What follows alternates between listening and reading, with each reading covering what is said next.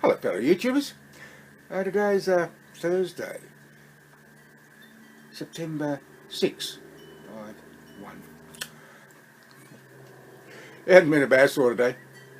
We had a little bit of rain earlier this morning. I wasn't up, but my wife was.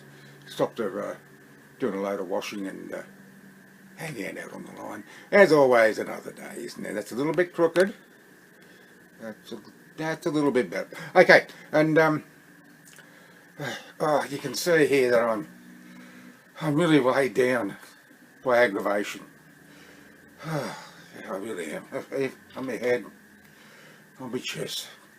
It was just that I had these 4 copies of my first self-published novel in a box, and I'm tidying up, as you probably a lot of you will know, because I've mentioned it before. I'm tidying up the shed, and I sort of thought these 4 books, and I'm looking at them, and I'm thinking, see, I got a stack of boxes here. I must have about I don't know, 140 boxes maybe. Yeah, nearly 2,000 copies of this. Anyhow, I'm not going to dwell on that biggest mistake in my life, but I'm not going to dwell on that. But anyhow, and I was thinking, I wonder if I'd have enough shelf space to put all those books rather than leaving them in the boxes, taking up the room down the back of the shed. So I'm thinking about it. It's either that or get a dumpster in and throw the lot away. I don't know. Anyhow, it was more. I forgot what I was going to say. Forget it. Never mind. It doesn't matter. Yes, it was quite a nice day. We, as I said, because see, I digressed, and that's what happens when I digress. My mind just goes north and south. And the sun, it was nice in the sun, it was warm. As long as you got out of the cool breeze, and it was very cool in the shade. I had to take my dearly beloved to Vision Australia office here in our hometown. As many of you may know, that my wife is losing her eyesight. And that's no joke. She is losing her eyesight. She's going blind. Yes, and a lot of the service is free. It's funded by the state and federal governments. But some things you have to pay for. She got a special keypad for her desktop computer. That was $40.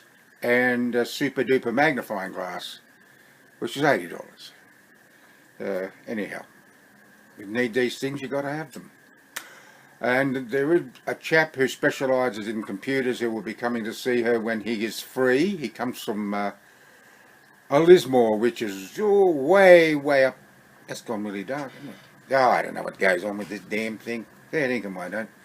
It's the lighting, I know. And whatever. It aggravates. Is there more aggravation? And yeah, he'll come down and spend a few hours with her. I know that there are programs, because I got onto Google and Google, and looked up some programs or some special screens, and there was a program you could buy. It was very expensive. It was $800. That I got the impression that it sort of put everything out big in front of you, a bit like a 3D image. But that may have been for advertising purposes. But anyhow, we'll see what happens. This bloke, he'll know all about these sort of things. So. But I had a look. Just see what's out there. Well, I suppose about all I can do now is do a reading, because I had a lovely comment from Susan, who said that she likes the readings and she would like me to continue, and I said I will. Just for her, or, well, no, that's not quite true, because I know there are quite a few other people who like the readings too. But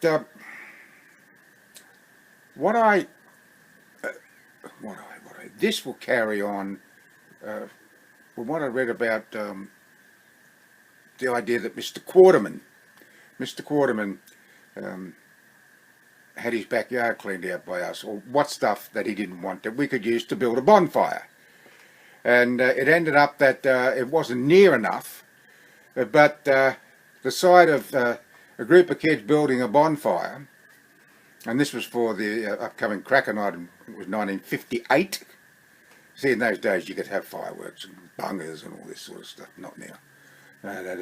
Fireworks have been banned for decades. Although you can still buy them in the Australian Capital Territory, Canberra, which is the capital of Australia. Well, that doesn't surprise me, because you can actually buy 100 grams or less of marijuana too legally in Canberra, but you can't buy it anywhere else. That makes sense, doesn't it? Yeah. Anyhow, I'm digressing again. I'm rambling on. Those sort of things get up my nose, actually. Anyways. Yes, people started dumping off stuff. So I will continue on from there. And if I can find the spot, I've got it marked. Yeah, I've got it marked. Yes.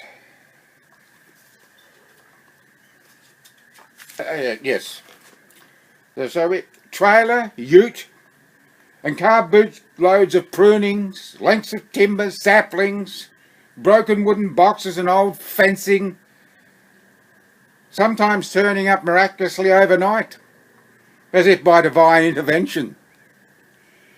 As it was with the rickety single wardrobe, which, above all else, proved to be the real bonus. So much so that we decided to start building anew, using it as the foundation, the centrepiece that all else would rest. The wardrobe had been left standing about a yard from the roadside curb and gutter, and had to be moved another 10 to position it close to the makeshift beginnings of the original fire. Our first thought was that we could carry it, but while Peter was more than capable of lifting one end, the combined effort of Richard and I, then Hadley and I, it wasn't wide enough for the three of us to get a hold. Weren't sufficient enough to maintain the other, so we decided to walk it. We had tried to drag it, had removed the door, a few well-aimed and enthusiastic whacks with a lump of wood did the job nicely. So we could grab the underside ledge of the top piece unencumbered. Had even managed to drag it a yard too. But it's such a heavy son of a bitch that the top started to part company with the cabinet. So it was down to option 3. Always good to have options, isn't it? Isn't it? It is.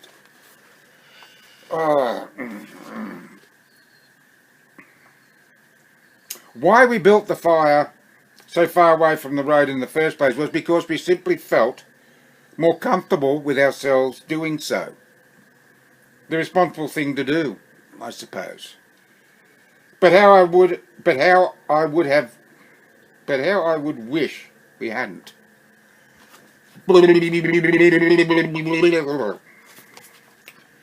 Sure, I could have ran across the road and asked Dad to give us a hand. Or maybe Peter could have asked his father. Maybe. Or a delegation of 2. Probably would have been Peter and I. Could have asked Mr. Jameson, if it came to that. But no, we decided to go it alone. After all, we were young and so sure of ourselves. And we did have Peter, and he was strong. But if we had known the shit we were letting ourselves in for, we would have asked. Or knocked the damn thing into pieces in the first place. I gotta have a cup of tea. The first 4 tilts and turns went off without a hitch, covering almost half the distance as easy as a walk in the park. A cumbersome walk, to be sure, but easy nonetheless. But on the very next manoeuvre, the high heel-like leg, it looked like a woman's high heel, but chunky, taking the weight, disappeared into the ground quicker than a rat up a drain pipe, turning the tilt into a precarious lean. And the turn, well, it didn't actually turn, but rapidly pirouetted, gracefully, but forceful, snapping the leg off with a resounding crack. As Peter lost his grip, we three bolted, and down to earth it crashed. The air immediately erupted with sound. The sound of four voices venting their spleens in a combined choral tirade of well-aimed and much-deserved expletives, not to mention blasphemous referrals to God, Christ, and the Holy Mother. I guess we must have stood there for 2 or 3 minutes just looking at the bloody thing. Hands on our hips, all deep in thought, and all probably thinking the same thing. Was close enough good enough? No, it wasn't. Not as far as Peter was concerned. Anyhow, that's not to say he hadn't been thinking that. But if he did, he thought of something else straight away. A light bulb moment. He took 2 paces forward, crouched real low, wriggled the fingers of both hands under the edge of the wardrobe at his toes, and with a mighty heave, lifted the wardrobe onto its side, then pushed it over. He repeated the protest 3 more times in quick succession, as we stood back, not wanting to get in his way.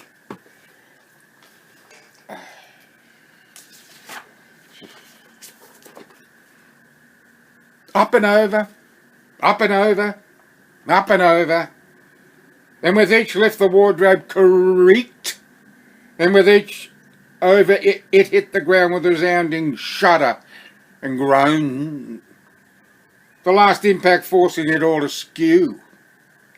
But that was okay.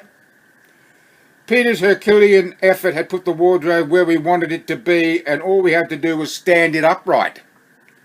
Something we had to help him with for no other reason than to keep it from falling apart.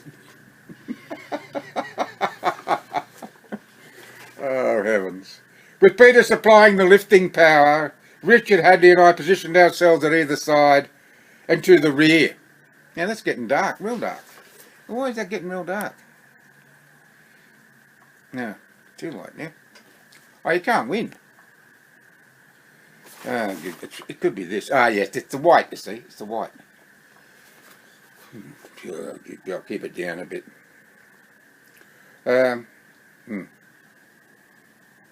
Maintaining pressure as the wardrobe was slowly righted and standing our ground and acting as props. Waiting as Peter went about reinforcing it with Mr. Quarterman's old tyres. They were a tentative arrangement at best, but one we decided was as good a place as any for them. I think I muffed that up a bit, that's it. Providing fuel while serving the purpose for which they were originally intended, giving us more than enough time to get down to the serious business of building the fire. Oh, that's heavy. My hand's hurt. I've got to pull this apart. I really got to pull. First on the agenda was a line of interior, to line the interior of the wardrobe from bottom to top, with 3-tier layers of crumpled newspaper, strips of cardboard, and sticks and twigs. It was a laborious process that actually took several hours, but seemed to us to be over and done with in no time at all. Testimony to the truth of the old adage, time flies when you're having fun. We placed the door next, deciding to lean the top edge against the top layer of compacted newspaper that, with the bottom edge resting on the ground a few feet away from the base of the wardrobe, created a vacuous right angle triangle, a prime location to extend the contents of the wardrobe and use up what remained of the prunings, newspapers and the cardboard boxes.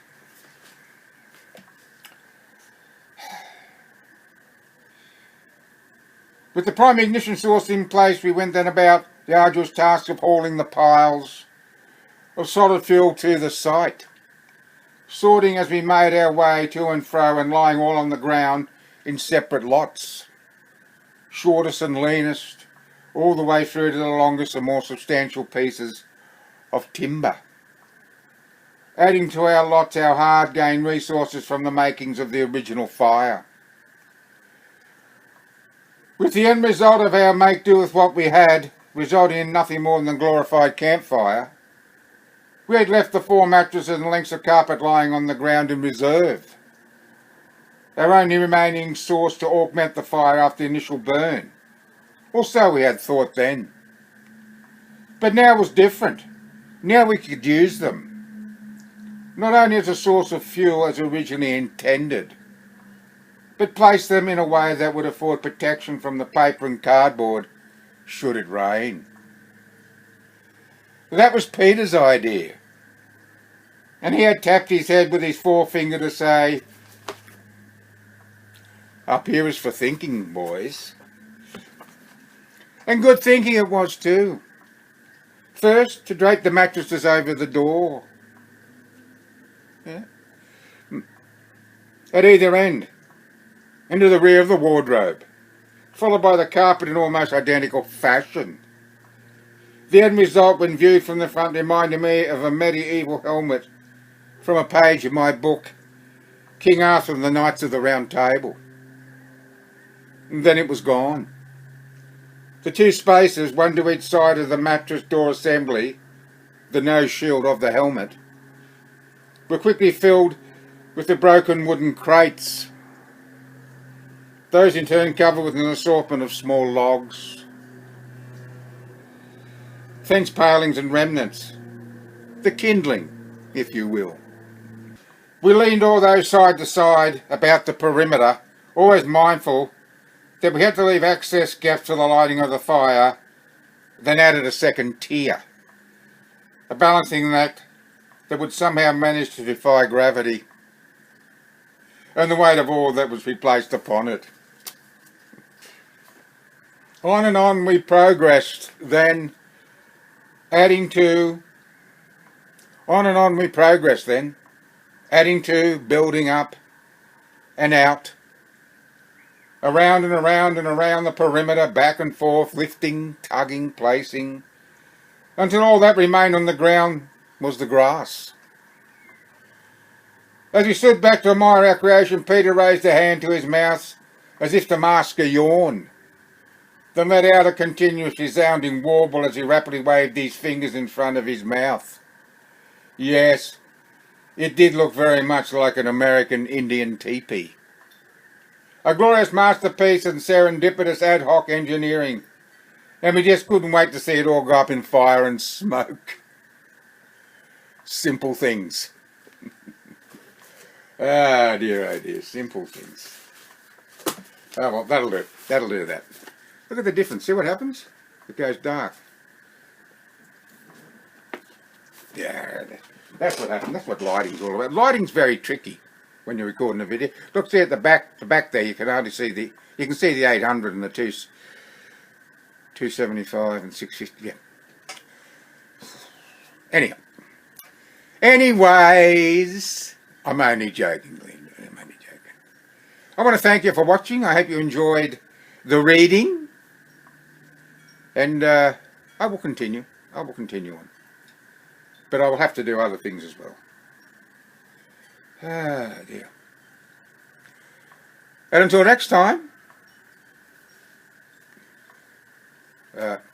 bye for now.